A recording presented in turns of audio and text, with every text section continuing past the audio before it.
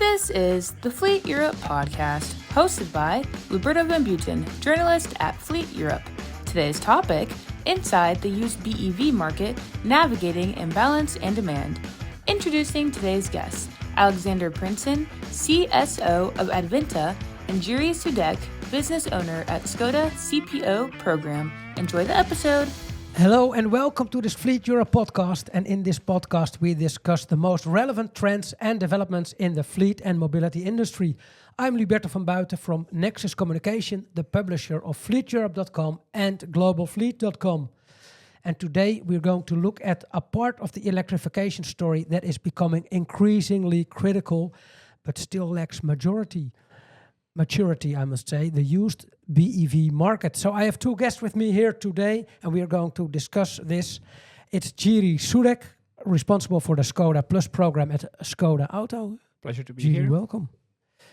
And Alexander Prinssen from Adevinta, which operates some of Europe's biggest used car platforms, including Marktplaats, Mobile, and Leboncoin. Alexander, welcome. Thank you, Luberto. So, very good to have you here with us. And let me start with a very open question. To start with you, Jiří, how is the second-hand BEV market developing at this moment? Of course, especially for you as Škoda.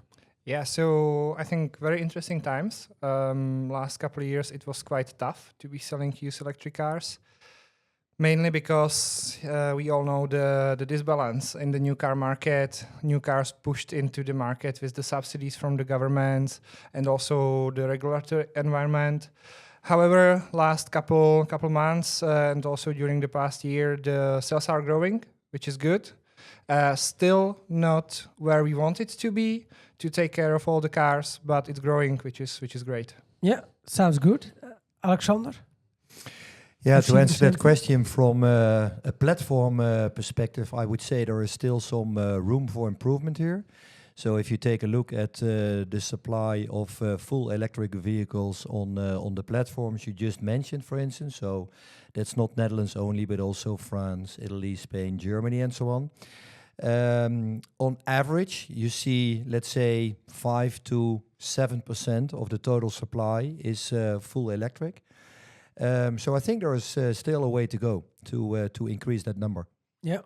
And do you see that there is more interest for battery electric cars? Yeah, it depends a bit on the countries. I would say. So I'm from the Netherlands, and I think the uptake on electric vehicles is increasing for sure. Definitely when it comes to new cars, of course, we all know that because most companies they implemented green car policies, of course. But if you take a look, let's say, at the used cars, then I think there is also, let's say, an increase. But still, if you take a look at the absolute numbers, it's still pretty low, I would say. Recently, you saw a pretty nice uptake, I think, and that has to do, of course, with the soaring fuel prices due to the war in Iran, of course. So that is in favor of electrical vehicles. The main question now is, okay, is this kind of sustainable? Do we see this trend to be continued, or is it just a kind of one-off? Yeah. What do you think, Jiří? Do you also see, by the way, an increase? Yeah, we see it. Really depends from market to market, but we have also messages and news from some markets that the demand is increasing. Yeah. But I can only confirm there is still a long way to go, and we need to work on that. Yeah. Because I think you have a good lineup, but we know, for example, in the Netherlands and also in other countries where the new leasing cars were subsidized. There were a lot of incentive for new cars. So there are a lot of cars coming out to the second-hand market at this moment, but they cannot all be sold in those markets. So I think we're getting more and more cross-border, don't you think?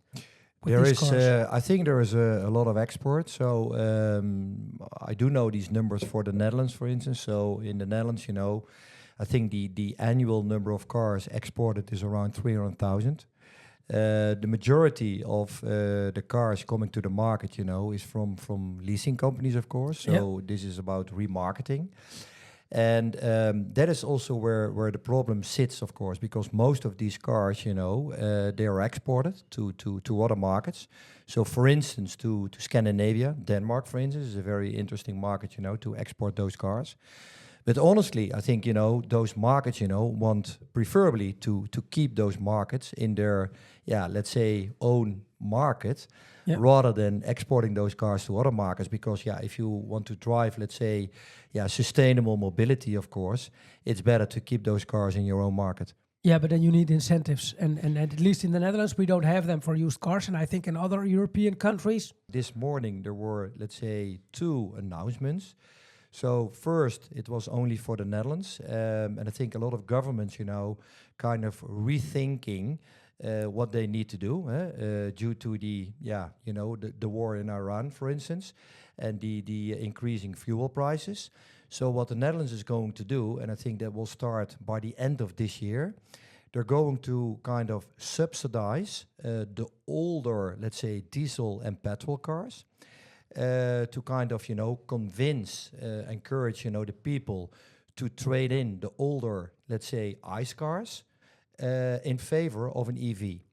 The European Commission, and I think there was also an announcement this afternoon, is also kind of thinking, details are not yet announced, about a kind of leasing program to make electric vehicles also a bit more accessible for consumers, who don't have, let's say, the cash flow to buy such cars. Yeah.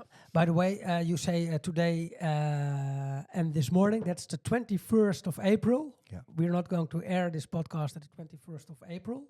But I think when we air it, we still have, unfortunately, of course, some troubles in Iran and with the fuel prices.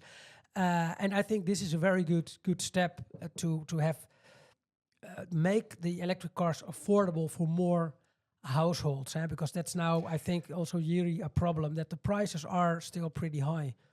That's true. Essentially, not only us, but most of the manufacturers started to bring their first models maybe in the higher class. Yeah. That creates naturally also the impact on the used car market. There is right now very few of the cheap electric cars available as used. Currently, the times are changing. More and more manufacturers are launching their smaller vehicles, but still they will be very young. So I think at least for a couple of years, it will be very hard to switch the car park. I think for many years still. Yeah, but that's logical, of course, because if you give incentives mostly or let me rephrase, the most cars are sold to leasing companies and people that lease a car, and they normally want a slightly bigger car than someone can afford when he has to pay it from out of his own pocket. So, of course, it doesn't add up, the demand and the supply. But if you look at the hurdles that there are for buying and selling electric vehicles, Jiří, what's for you the biggest hurdle at this moment? Yeah, I mean, I have to say it's the same today as it was 2, 3, 4 years ago. So, I mean, still the customers maybe don't have right now all the information about how to properly charge the vehicle, how to maintain the battery. The charging network, not everywhere in the Europe, but there are markets that it's still insufficient. So that's one of the other issues. We mentioned the pricing, of course. This is another one, and of course the range anxiety. So I mean, there's still these issues. We as a Škoda, we try to go forward and to show the customers very transparently, on the online platform, how long it takes to charge the vehicle, how far you can go on a charge in a different environment, different conditions, different driving style. So I think this is very important for the customers to start understanding what it means to drive the electric vehicle, then to make a proper decision. I mean, I believe the other factor is that our sales guys at the dealerships, that they are very well trained, and they can explain the customer how to work with the car and help them to make the final decision. Electric car is definitely not a perfect fit for everyone. So we need to first understand the customer needs and then to offer them the best possible vehicle, whether it is ICE or BEV. Yeah, so you also have, for example, a state of health certificate when you advertise a car, or? Yeah. Right now, let's say all our service partners, our dealerships are able to give the customers the state of health certificate. What we've been missing so far is the online availability of that certificate. So at this very moment, we are starting to put it on our platforms. So with every vehicle, you are able to see the battery condition. So we are just rolling that out, and we believe that will be, let's say, a huge impact on the market and also on the demand for these cars. Yeah, and luckily, we have Alexander here, who's working for the biggest platforms in Europe. When you look at the way that the electric cars are advertised, Alexander, what about that information? Is it sufficient? Do they have state of health certificates? What do you see? It differs a bit per country. So when it comes to the state of health, for instance, Mobile has it. Already since some time. But if you then take a look at how many certificates you see on the platform, for instance, on the cars advertised, it's still only 13%. So that's pretty low. So total number of electrical vehicles on Mobile, for instance, is I think around 6-7%. Similar in Netherlands and in Belgium, for instance. Lower in the Southern European countries, so for instance Spain and Italy. State of health certificate, like I just said, we have it on Mobile. It's going to be implemented in the Netherlands for Marktplaats and in Belgium for Tweedehands Deuxième. In France we have it as well, but not yet in Italy, for instance. So it depends also a bit on let's say the stage of the market and the adoption of electrical vehicles in general in those markets. What can you do more as a platform? Working on the filters, on the search filters, for instance. So like my neighbor also said, this is about the capacity, of course. This is about the range, for instance. Range, by the way, so I took a look at, which filters are mostly used, for instance, on electrical vehicles, and that is range. So maybe it's obvious, but that is clearly the number one. So even greater than capacity, for instance. I think there's still a lot of uncertainty in the market. So we call those people the unconfident buyers. And what you would like to do is, of course, to support them in the buying journey, for instance. And that's how we try to do that. So by implementing more filters, encourage maybe professional sellers to use a state of health certificate. And also to have a kind of dedicated EV page where you can see, what about the total cost of ownership, for instance, when you buy an electrical vehicle. Because I think, when it comes to residual value, for instance, everyone knows, a Volkswagen Golf, an ICE car, for instance, it's worth, in 4 years, this amount, for instance.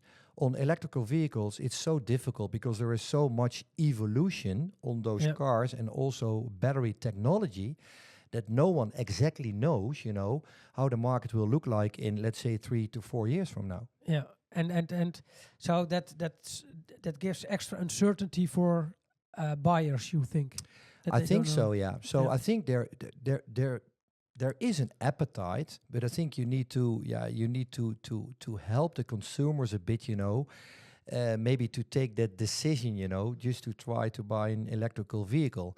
And I think apart from that, we had a look at the data, of course. So I think the prices, were still falling. I think, if you take 23, for instance, as index 100, I think we're far below, let's say, the 100 when it comes to retail prices. So, I think, a lot of asking prices, decreased over time to make it also a bit more attractive. But honestly, I think, buying an electrical vehicle, even when it's a used electrical vehicle, it's still a bit more expensive than an ICE car. Yeah, yeah. That does it, and not every OEM have the state of health certificate with the cars. You are really supporting that to give a lot of information. Is that also then turning into a USP for you? Well, so far, if you look at the market offer and also among the OEM used car sales right now, I would say yes. There's very few OEM platforms that are offering that, but honestly, I believe this will change very soon. I believe that there is like the understanding from everyone that this is important. This is maybe the one of the most important informations. It just takes some time. Yeah. By the way, do you also think that Alexander just mentioned that also the European government is trying to push more towards electrification? In the Netherlands, they are now trying to push the second-hand sales.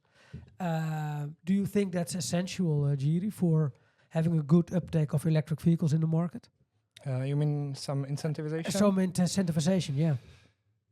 That's a tough question. I mean, first of all, the push from governments, incentives and regulations, they got us into the situation where we have the market disbalance on the new to used car market in the first place. So that it's not very easy to do it right and do it in a way that it doesn't break more things, that it helps. Yeah. And then whenever there is a new government after elections, wherever, it doesn't matter, the incentives can change and what you do with the investment. So one country coming with subsidies, you set up the operations to that because you will be selling a lot of electric cars. The other day, investment is gone, and also your everything you put into the business is gone as well. So I would be hesitant to say that we need more and more subsidies to help the market. I think in the end the market will find its way. Yeah, so it has to be a healthy market on its own without the incentives. On the other hand, of course, that we have so many electric cars now sold as new cars is because those incentives, right? So I would say, yeah, I agree with you to a certain extent, but then you need to have a healthy market and you don't want to steer the supply or the demand, from the beginning. So, but now you're steering the demand for new cars, but you don't do anything for the used cars. So that's where the disbalance starts, I think. How do you see that, Alexander? Yeah, I agree, but I think, the main reason why I think you see, let's say, a pretty nice uptake, on new cars, especially, I think, in countries like Netherlands and the Scandinavian countries, that mainly, or you could also say only has to do with the fact, that all companies, needs to kind of implement a green car policy, of course. So I think, as a driver, you can choose about a full electrical vehicle and perhaps also a hybrid, but that's it, So I think, diesel is banned, of course, and petrol is also not an option anymore. So that is, by the way, not the case in the Southern European countries, because if you take a look at Italy, for instance, I think, that is still about petrol and diesel. Like I said, the Southern European countries, for instance. But on used cars, that is indeed, you're dealing then with consumers mainly. And they need to let's say, to fund that out of pocket, for instance. And then you need certain incentives, I think, to bridge that gap, And that is what you see now. I think, the Netherlands, I think, it's less than 1 million, I think, electrical vehicles in the Netherlands, out of a car park of 9 or 10 million cars. So I think there is still then a way to go, right? Yeah, and you also mentioned, Alexander, the fact that it's very difficult at this moment to estimate the residual value, the worth of the car after 3 to 4 years. Jiří, for an OEM, that's of course also very important. How do you see that residual value developing for electric vehicles? Yeah, so I wish I knew. But yeah, we've seen the big drop last 2-3 years. Every month, every quarter, the RVs are going down, exactly for the reason we just talked about. Yeah, we are pushing more cars to the market where there are no buyers. So unless we sort out this disbalance, the residual values will be in general low. My honest belief, and this is rather me speaking really for myself, I think in a long term we can, when we are able to solve this, we can have even bigger or higher residual values for electric cars, because you don't have to deal with the maintenance. The cars actually drive very nice. Yeah. They are super good cars, but as I said, until you solve the disbalance on the market, you're never gonna get to the point where you have stable residual values, at least stable. Yeah, so it's still a market in transition. It's closing time for this podcast, so I want to give you the opportunity to give a final statement. When we look 3 to maybe 4 years ahead, what does the electric vehicle market look like, Alexander? Is the question related to used cars, or is it also for new used cars? cars? For used cars, yeah. I think you definitely will see a significant growth. I expect. In order, let's say, to accomplish that, I think we need a government with a consistent policy on electrification, and that is what missing nowadays, I would say. Of course, I don't know all those policies for all those markets, but I think, there is too much of a differentiation. So it would also help, if you have a kind of, consistent policy also across Europe. Yeah. Also, in order to kind of protect also the European market, I think that's also pretty important. And it's just, to convince the consumers, of course, because if they don't know what will happen, next year or the year after, for instance, on road tax, it's just an example. Then, these people are still kind of unconfident, to make the switch to buy an electrical vehicle. So we definitely need the government, and I think we, as kind of market parties, leasing companies, platforms, OEMs, dealers, for instance, we also need to take our role to advise those consumers, for instance, on what it is, to drive or buy such a car. All right, thank you. So more information for the consumers, for the buyers, and a more consistent policy. Jiří, what's your take? I think we have last couple of years where you will be able to buy nice, cheap electric car. The situation will eventually normalize, and I think maybe more longer term that you said 3-4 years, even longer. I think the electric cars will be more and more naturally on the market, and they are definitely staying with us. Let's see to which extent, but they are definitely staying here. And also for the used car business, they will be more and more accepted by the customers. All right. Thank you both very much for joining me in this Fleet Europe podcast. And thank you for listening and watching this podcast. If you want to know all the news and developments in the remarketing sector, check out fleeteurope.com. And of course, our next and latest podcast. Thank you very much.